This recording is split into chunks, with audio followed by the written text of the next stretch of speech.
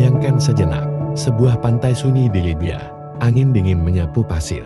Ombak datang dan pergi seperti detak jam yang menghitung mundur sebuah tragedi.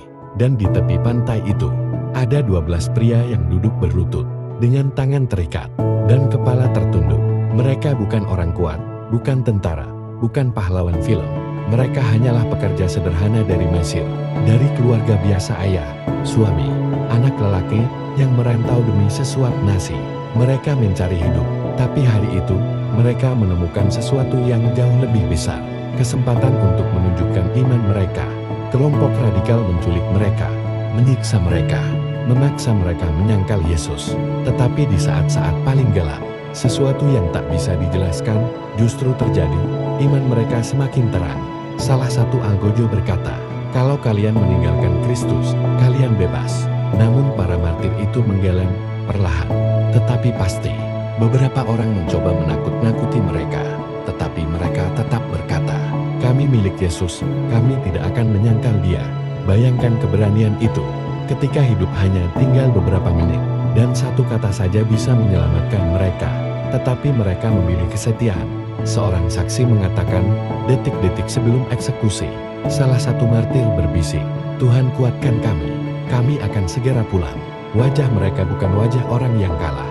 Mereka tidak berteriak, mereka tidak meronta, mereka hanya menatap ke depan, seolah tahu bahwa kematian hanyalah pintu menuju rumah.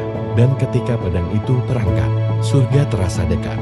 Ombak tetap bergerak, seolah menutupi suara tragedi itu. Tetapi dunia tidak bisa menutup mata. Video mereka tersebar, bukan untuk menakut-nakuti, tetapi untuk menunjukkan sesuatu yang dunia sudah lama lupa. Bahwa ada orang-orang yang lebih memilih mati daripada hidup tanpa Kristus. Narasi ini mengguncang dunia. Banyak orang bertanya, bagaimana mungkin manusia biasa punya iman sekuat itu? Tetapi, mungkin pertanyaan yang harus kita tanyakan adalah, bagaimana dengan kita? Ketika mereka diuji sampai titik darah, kita sering goyah hanya karena komentar orang. Mereka tetap setia sampai akhir. Sementara kita sering malu hanya untuk menyebut nama Yesus di depan teman. Kesaksian mereka bukan untuk membuat kita takut. Kesaksian mereka adalah panggilan bangun. Bahwa iman bukan hanya kata-kata di mulut, tetapi keputusan setiap hari.